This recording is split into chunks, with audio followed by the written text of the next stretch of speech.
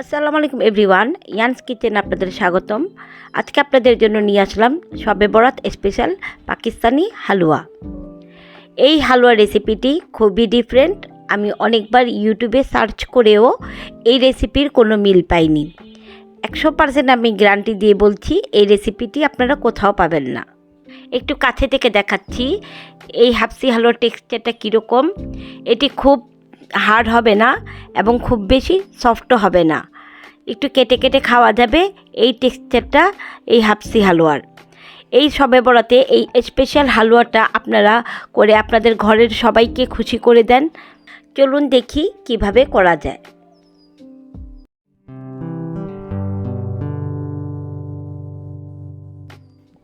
আমি এখানে সব উপকরণগুলো একত্রে করে নিয়েছি।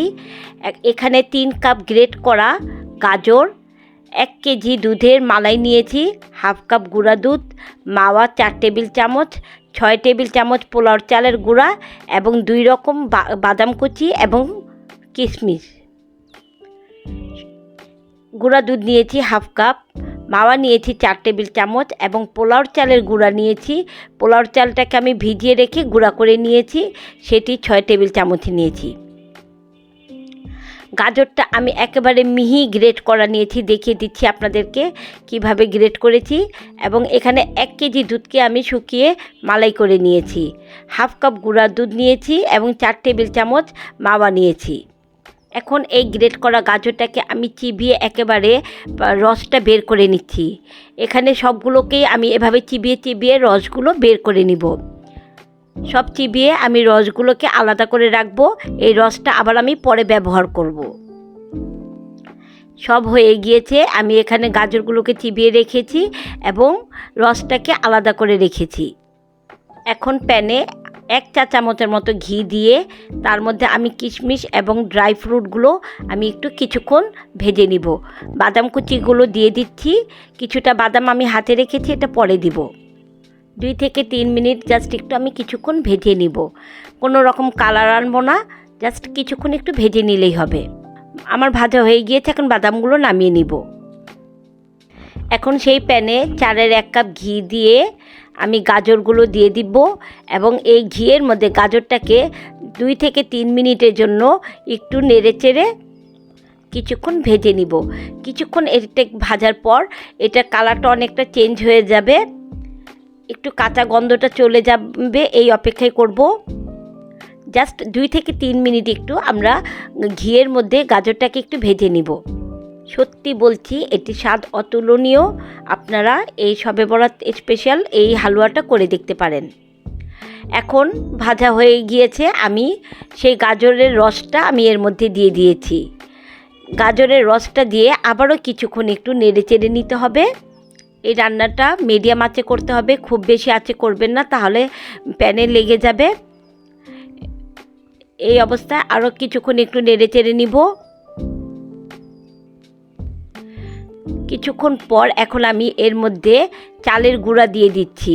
চালের গুঁড়াটা এর সাথে ভালো মতো মিশিয়ে নিতে হবে। আপনাদের এখানে পোলাওর চালের গুঁড়াটাই দিতে হবে, কারণ এর একটা ফ্লেভার আছে, পোলাওর চালের একটা ঘ্রাণ আছে, যেটা এর মধ্যে খুব বেশি ভালো লাগবে। ভাতের চালের গুঁড়া দিলে এখানে হবে না, এখানে পোলাওর চালের গুঁড়াটাই ব্যবহার করতে হবে।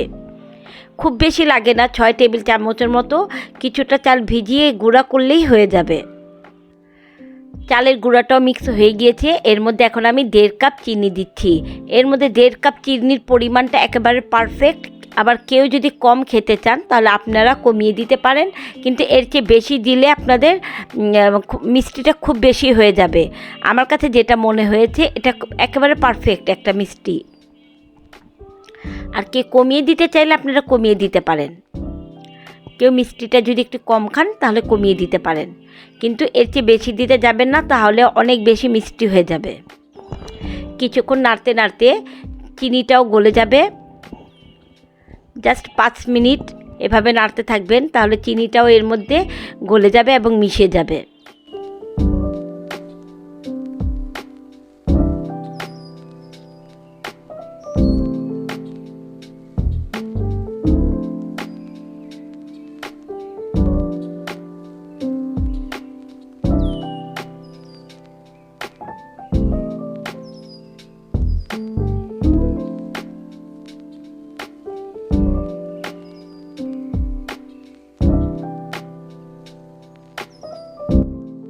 চিনিটা সম্পূর্ণভাবে গলে গিয়েছে। এখন এর মধ্যে আমি মালাইটা দিয়ে দিচ্ছি।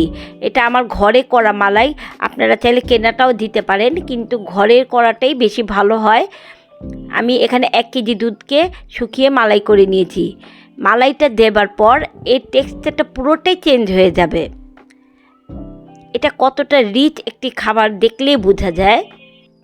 ডেজার্ট যতটা রিচ হবে সেটা খেতে ততটাই স্বাদ হবে। এটার টেক্সচারটাই একেবারে চেঞ্জ হয়ে গিয়েছে, আপনারা একটু দেখলেই বুঝতে পারবেন। কালারটাই সম্পূর্ণ চেঞ্জ হয়ে গেছে হালুয়ার। মালাইটাকেও আমি ভালোভাবে একটু নেড়ে চেড়ে নিব। হালুয়ায় কখনো নাড়া বন্ধ করা যায় না। নাড়তে নাড়তে দেখুন কালারটা পুরোটাই চেঞ্জ হয়ে গিয়েছে। এখন এর মধ্যে আমি গুঁড়া দুধগুলো দিয়ে দিয়েছি। আবার একটু নাড়তে থাকবো, যেমন সব ভালো মতো মিশে যায়, কোনো গোটা গোটা না থেকে যায়। মিষ্টি রান্নায় একটু অনবরত নাড়তে হয়, কিন্তু এই রান্নাটা কিন্তু আমার অনেক ঝটপট হয়েছে। অন্যান্য হালুয়া যেমন নাড়তে নাড়তে হাত ব্যথা হয়ে যায়, এটার মধ্যে কিন্তু তেমন একটা হয় নাই। খুব বেশি ঝামেলা না, এটা ঝটপটই আমার হয়ে গিয়েছে। আপনারা রান্না করলে বুঝতে পারবেন, খুব বেশি ঝামেলা না।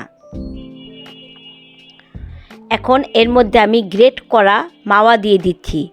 4 টেবিল চামচ মাওয়া আমি এখানে গ্রেট করে রেখেছিলাম, সে মাওয়াগুলো দিয়ে দিয়েছি। এখন আর সেই ভেজে রাখা বাদাম কুচিগুলো দিয়ে দিয়েছি। বাদাম কুচিগুলো দিয়েও আবার একটু ভালো মতো নাড়তে হবে।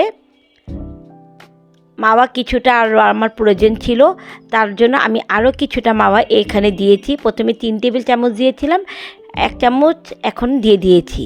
কিছুটা মাওয়া আরও আমি এর উপর ছড়িয়ে দিয়ে দিয়েছি। এখন কিছুটা ঘি দিয়ে এটাকে ভালো মতো নাড়তে হবে। এখন সামান্য একটু এলাচ গুঁড়া আমি দিয়ে দিচ্ছি। এলাচ গুঁড়াটা দেওয়ার পর আমি এটাকে ভালোভাবে নাড়তে নাড়তে একটু শুকিয়ে ফেলবো। এই অবস্থায় কোনোভাবে নাড়া বন্ধ করা যাবে না। নাড়তে নাড়তে প্যানের গাটা যখন ছেড়ে দিবে তখন আমি এটিকে নামিয়ে একটি সার্ভিসিং ডিশে ঢেলে সমানভাবে করে নিব। নাড়তে নাড়তে এটি আঠালো ভাব হয়ে গিয়েছে। এখন এটিকে আমি নামিয়ে সার্ভিসিং ডিশে ঢেলে নিব।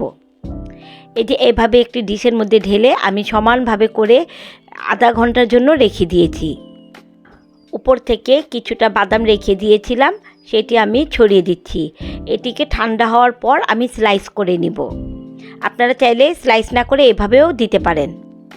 আমি এটিকে স্লাইস করে নিচ্ছি। আপনারা চাইলে স্লাইস না করে আমি আমার সুবিধার্থের জন্য স্লাইস করে নিয়েছি। পরিবেশনে ওপরে তবক লাগিয়ে নিয়েছি। আপনারা আপনাদের পছন্দ মতো পরিবেশন করতে পারেন। আমার রেসিপিটি ভালো লেগে থাকলে প্লিজ আমার ভিডিওটিকে লাইক, কমেন্ট এবং শেয়ার করে দিবেন।